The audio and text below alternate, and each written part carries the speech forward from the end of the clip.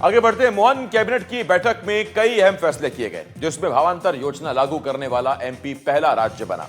सरकार का कहना है कि राज्य के अलग अलग क्षेत्रों, विशेषकर मालवा, महाकौशल और ग्वालियर चंबल में विकास के प्रयास लगातार जारी हैं। कैबिनेट ने सरदार सरोवर परियोजना के कारण पिछले 25 सालों से रजिस्ट्री से वंचित आदिवासी परिवारों के लिए बड़ा फैसला किया है। यह रिपोर्ट देखिए। माननीय सभापति जी,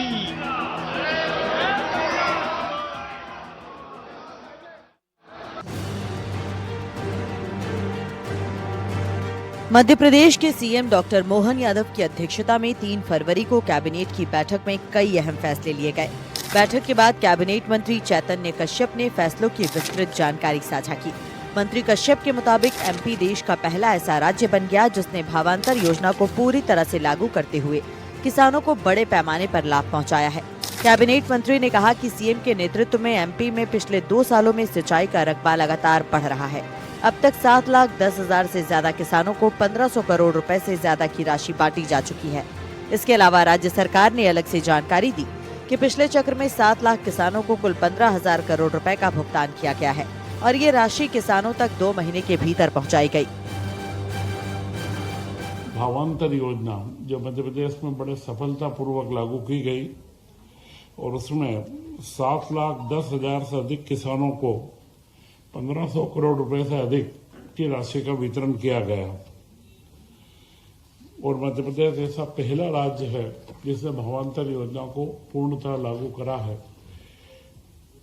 इसी के साथ में इसका भुगतान भी तत्काल 2 माह के अंदर कर दिया गया।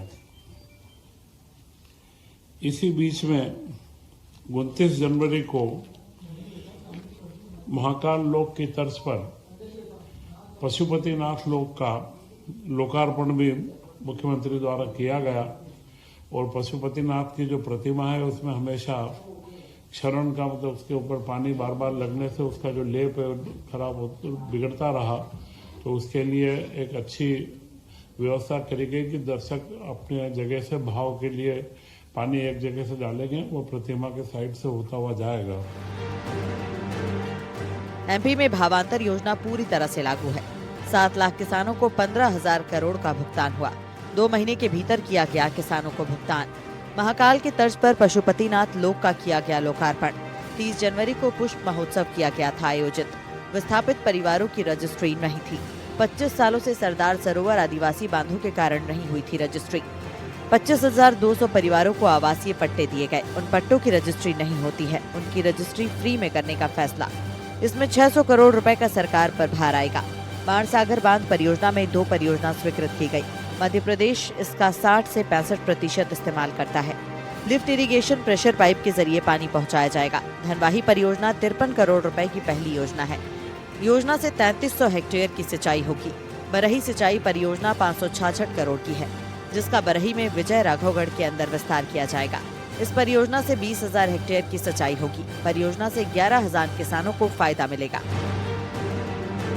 कैबिनेट में वित्त विभाग की 8 योजनाओं सहित कई दूसरी योजनाओं की अवधि साल 2026-27 से साल 2030-31 तक बढ़ाने का निर्णय लिया गया है। इसमें जो योजना शामिल है उसमें संबल योजना 2030-31 तक बढ़ाई गई। गौ संवर्धन योजना की अवधि बढ़ी। किशोर कल्याण द्वितीय योजना की अवधि बढ़ी। घरेलू हिंसा निवारण क्षमता योजना की अवधि बढ़ाई गई। कैबिनेट ने राज्य समाज कल्याण बोर्ड को भंग करने का निर्णय भी लिया है। बोर्ड के कर्मचारियों का महिला और बाल विकास विभाग में विलय स्वीकृत कर दिया गया है।